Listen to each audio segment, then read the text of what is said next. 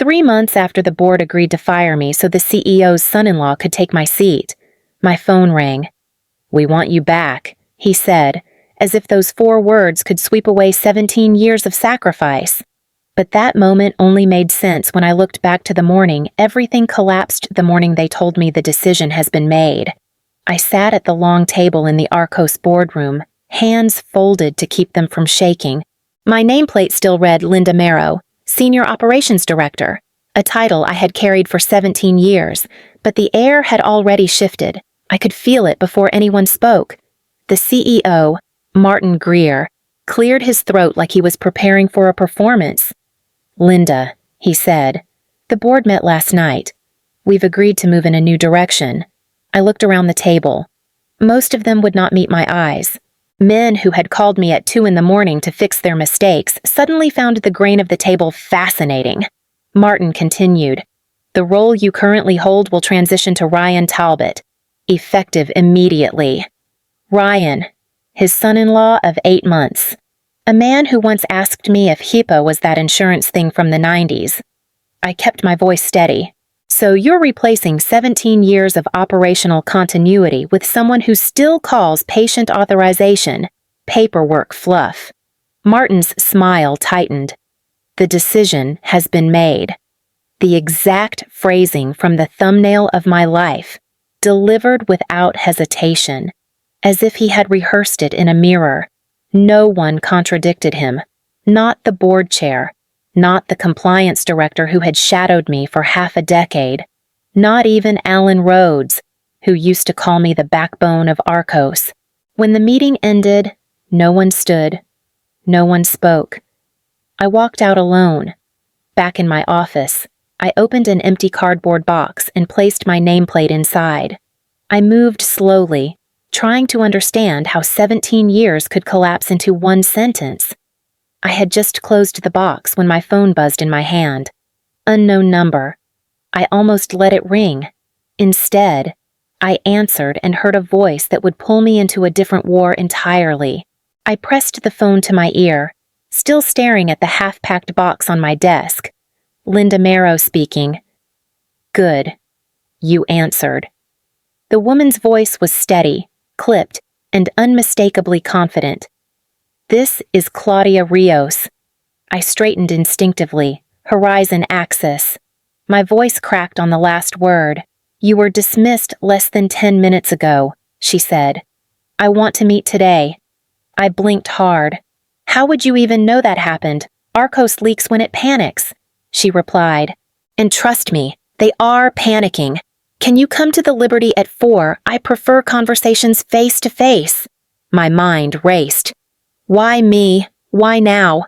"You will understand when we speak," she said. "Do not wait too long, Linda. Opportunities have timing." The call ended before I could respond. I lowered the phone slowly. My hands were still trembling when someone knocked lightly on my open door. "Linda," whispered Natalie Hahn, my coordinator of 7 years. She stood just inside the doorway, eyes flicking toward the hallway. "They told me to collect your badge access." Already my voice felt hollow. "Martin ordered it," she murmured. "He said to expedite the transition." I held out my badge. "Just take it, Nat. I know you do not have a choice." She hesitated, then took it. "HR wants you downstairs in 20 minutes. Severance meeting." "Of course they do." Behind her, 2 colleagues walked past without even glancing in. 30 minutes ago, they had been asking me about the new quarter's projections. Now their silence felt like a slammed door. Natalie stepped inside, speaking quietly. "Linda, I am sorry. I know. Get back before they start watching you." When she left, the office felt like a stranger's room. I picked up the phone again and stared at the missed call screen, my chest tightening. A rival CEO wanted to see me before my own team dared say a word. I closed the box, slid my phone into my coat pocket, and walked out. I forced myself to take the long way out, past the operations wing that had been mine since my early 30s. Voices drifted from the conference room too loud, too confident, too careless. "Ryan Talbot, listen, he said, clapping his hands together. We are simplifying protocols. That privacy thing, HIPAA. Whatever half of it is just overly dramatic rules from the 1990s. Someone murmured, "It is HIPAA." "Ryan," he laughed. "Same thing. Patients do not care what we call it. They just want faster forms." I stepped into the doorway. They want compliance. That is what they want. Ryan spun around, his smile gliding into place like a mask. "Linda did not know you were still here." I noticed. I said, "You were also mispronouncing Beacon General, unless Bacon General is a new hospital I have not heard of." A few people looked away to hide their reactions. Ryan's jaw twitched. "We are just adjusting to new leadership." "You understand. I understand more than you think." I turned to leave, but a hand brushed my arm. It was Alan Rhodes, my colleague of 11 years. He spoke under his breath, eyes darting toward Ryan. "Martin sent out a memo this morning," he whispered. "He told the board you refused to adapt to new strategic priorities." My chest tightened. "He called me resistant." Alan nodded once. "He claimed you obstructed modernization. He said you were holding us back." "That is a lie," I said quietly. "I know," he answered. "But no one will challenge him now." "Behind us," Ryan called out. "Alan, can you grab those performance summaries? I need to see which managers are actually flexible." Alan's shoulders slumped. "I have to go." "I know," I said. "Do what you need to do." As he walked back to the room, Ryan added, "And someone tell Linda's system access should be terminated by noon." Martin said it was urgent. I did not react. I just watched Ryan take the seat I had earned over 17 years, already rewriting the story to justify it. I walked away, wondering what else they had rewritten and how long it had been planned. I arrived at the Liberty Hotel with a knot in my stomach. Claudia Rios was already seated at a corner table, her posture sharp and intentional. She gestured for me to sit. "Linda Marrow," she said. "I expected you sooner." I had to hand over my badge. I replied, "Apparently urgency only applies when they are pushing someone out." Claudia's mouth twitched. "Arkos always did confuse speed with competence. Let us begin. I did not call you out of sympathy. I did not assume you did." "Good," she said. "Then you will understand this clearly. I am not offering you a job." She leaned forward. "I am offering you partnership." The word hit me harder than the firing had. Partnership. That is a significant claim.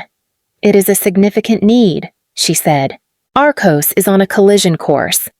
They are pushing a merger with a data storage outfit called Linate Systems. Their security record is abysmal.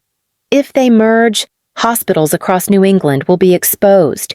I stared at her. "You know I warned Martin about Linate months ago. And now you know why you were removed," Claudia said. "You were the only person who would have forced them to address the risk. They could not complete the deal with you in that chair." My hands curled into fists on the table. They fired me to hide the flaws, not the progress. "Exactly." Claudia's voice sharpened. "And I want you to help me show certain hospitals how deep those flaws go. Boston Mercy and North Shore Medical are reconsidering their contracts. They trust your judgment. They do not trust Arkos anymore. This would consume a great deal of time." I said. "You would have equity," she replied. "Authority, control. I want you to build a division under your own vision." I took a breath. "You move fast." Claudia nodded. "I move when opportunity appears. Arkos just handed me the strongest opportunity in 17 years. I opened my hands slowly. "You expect me to cross the river and burn a bridge at the same time.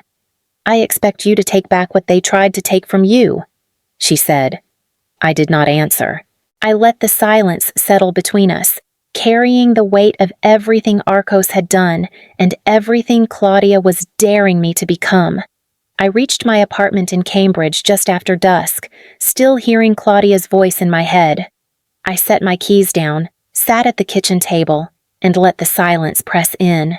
17 years. I whispered it aloud without meaning to. When my former partner, Evan, left, he said, "You love Arkos more than you ever loved me." I told him that was ridiculous. But when he packed his suitcase alone while I sat on a conference call about a funding sprint, neither of us argued.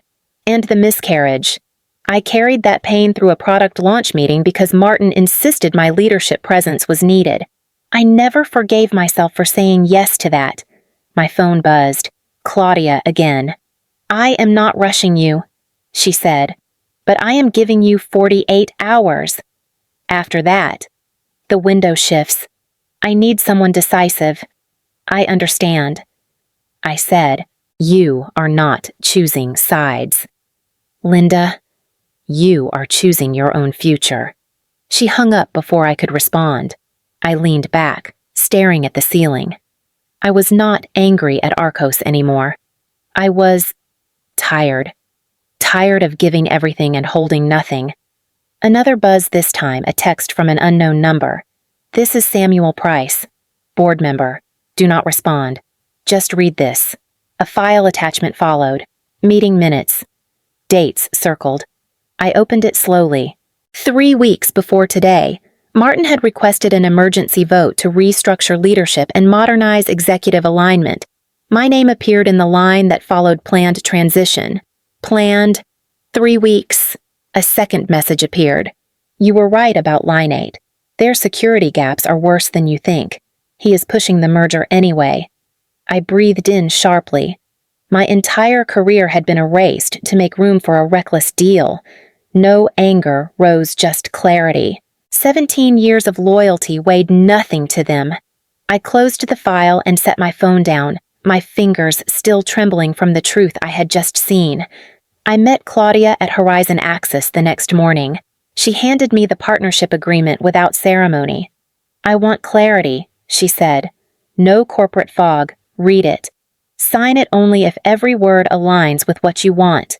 I scanned the page's equity allocation, independent authority, full control of a consulting division under my name, and a commitment that no one could override my evaluations without documented cause.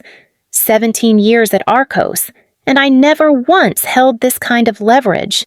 "Linda," Claudia said quietly, "you deserve to build something that carries your signature, not someone else's shadow." I signed my name. One stroke, then another. No hesitation. Claudia smiled. "Your office is ready. Let me show you." She led me down a short hallway and opened a door to a modest room with a glass wall. Directly across the river, the Arkos Tower rose above the skyline. I exhaled. "You did that on purpose." "Of course," she said. "You should see the empire you once held together." I placed my bag on the desk. "I am not trying to start a war. Wars often start themselves," she replied. "You are simply building the foundation of your own house." I sat down and opened my laptop. I want to create a framework for hospital evaluations, something rigorous, something Arkos always avoided. "Then build it," Claudia said. "It is yours."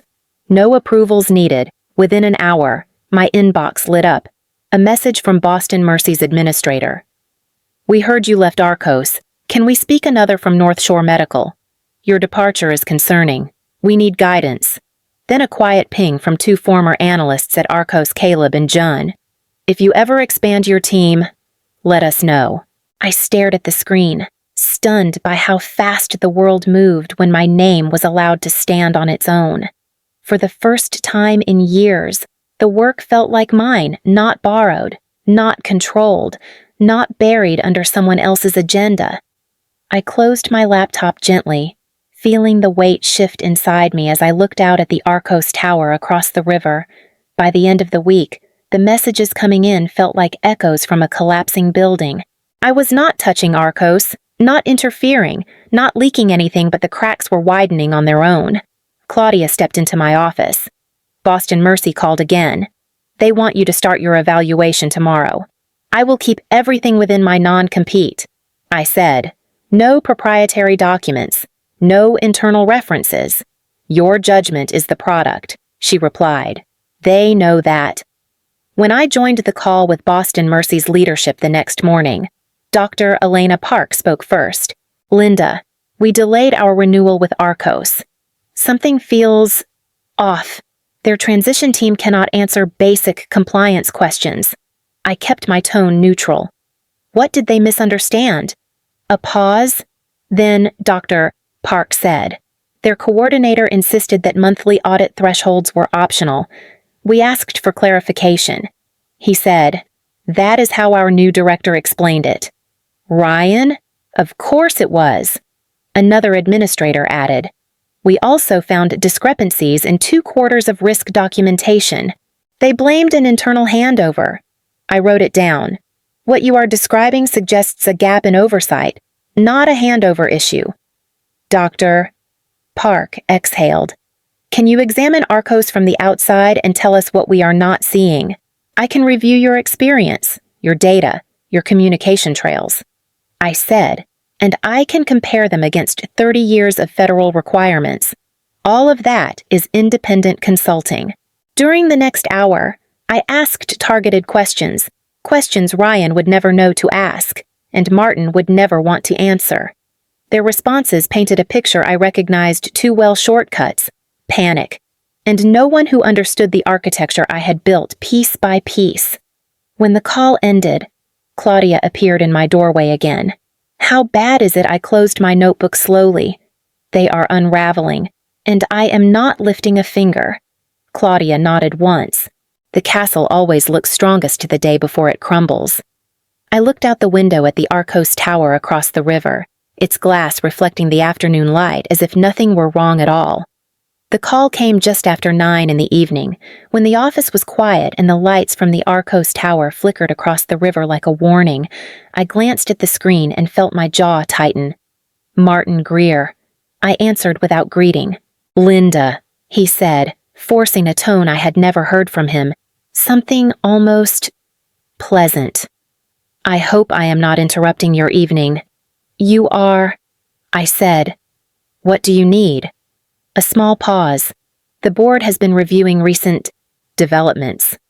There is a sentiment that perhaps your transition was handled too abruptly. Handled, I repeated. Is that what we are calling it now? He pushed ahead. The point is, we may have acted hastily. Arkos could benefit from your experience in a senior advisory role. You would have full discretion, no oversight. You would be free to rebuild your division as you see fit. You are offering me my old job without the title. I said, it is an elevated role, he insisted, with influence that Ryan simply does not have. Then why give him my seat? Silence. Then a clipped reply. Family alignment matters in leadership. There it is, I said softly. His voice sharpened. Linda, be reasonable. The market reacts to instability. Arkos needs consistency, and your presence would reassure clients. The clients are reacting to negligence. I said, not my absence. He exhaled loudly. If this is about compensation, we can negotiate. Whatever Horizon Axis is paying, I am not discussing money. Then what do you want? He snapped. You owe this company more loyalty than you are showing. Arkos shaped your entire career. No, I said. I shaped Arkos. You built a tower on my work and pretended it was your foundation. His voice dropped to a threat. If you continue consulting for our accounts, we will pursue legal action. Betraying the company that raised you is a serious matter. I felt a calm I had not known in years. No, Martin, you threw me out the moment I protected our clients more than your pride. I ended the call. 2 days after Martin's call, Claudia stepped into my office with her phone raised. It is happening, she said. I took it from her. A headline blared across the screen. Line 8 Systems merger. Halted after compliance review flags multiple violations. The article quoted federal auditors, legal analysts, even a former Arkos contractor. Every concern I had raised months ago ignored, dismissed, or buried was now printed in bold. Claudia said. They tried to push the deal through anyway. The review team tore it apart. My phone buzzed again. Boston Mercy's administrator, Margaret Lee, was calling. I answered. "Margaret, Linda," she said, breath unsteady. "We just ended our renewal negotiations with Arkos. Their explanations were contradictory, and Ryan could not articulate a single viable plan. We are moving forward with Horizon Axis. I never made a pitch." I said, "You did?" She replied, "You told the truth." When the call ended, Claudia murmured, "2 major hospitals in 1 week. Arkos will feel that." Another buzz this time, a text from Jun, one of the analysts who had reached out earlier. "Risk filings at Arkos were wrong for 2 quarters. Board is furious. People are panicking." Then a second message. "Word is circulating that Martin manipulated the board. They opened an internal review." Claudia raised an eyebrow. "He will not survive that." Before I could respond, my inbox filled with automated alerts. Stock analysts were updating their projections. Arkos downgraded. Unstable leadership. Compliance concerns. "Client confidence declining," Claudia whispered. "This was never about revenge. Linda, this is accountability." I leaned back, letting the hum of notifications fade. Arkos built their future on shortcuts. My work only hid the cracks. And now she asked. I looked toward the window. Across the river, the Arkos tower still reflected the afternoon sun, bright and polished, even as everything inside it began to unravel. They are learning what is left when they silence the person who kept everything standing, I said, and I turned back to my desk, where Boston Mercy's signed agreement waited for my final review. I was reviewing the final draft of the multi-year architecture for Horizon Axis when Claudia stepped into my office, her expression unusually restrained. "It is official," she said, handing me her tablet. "Martin is out. The board forced his resignation this morning." I read the headline quietly. "Arkos announces leadership change amid internal review. No excuses, no soft landing, no gracious farewell statement, just consequences," Claudia added. "They pushed him hard. The internal audit confirmed every manipulation, every concealed risk, every shortcut. They had no choice. And Ryan, I asked. He submitted his resignation 2 weeks ago," she said. "No announcement, no gratitude statement. He slipped out the back door." I nodded once. No satisfaction rose, no anger either. Just the simple truth settling where the hurt used to live. Claudia glanced at the document on my screen. "You are ready to launch this?" "Yes," I said. "It is time." The architecture was mine. Every model, every safeguard, every operational thread tied to my name. Not buried under a department, not signed over to a CEO, not hidden behind someone else's ego. Mine. A new email appeared in my inbox. The sender, Samuel Price. The same board member who had sent me the meeting minutes weeks ago. I wish we had listened. No explanation, no apology. Just 7 words that finally aligned the past with the present. Without hesitation, I forwarded him the newest headline, "Arkos CEO resigns after compliance scandal," and typed 1 sentence beneath it. "The decision has been made." Claudia watched me hit send. "Closure looks good on you," she said. "It feels quiet." I replied. She nodded toward the door. "Go home. Linda, take the evening. You earned it." I shut down my laptop and stepped outside. The Boston dusk washed the skyline in muted gold. Across the river, the Arkos tower stood dimmer than I had ever seen it, smaller somehow, as if the illusion of its power had finally broken. I exhaled once, steady and full. I was never meant to fight for a seat at their table. I was meant to build my own.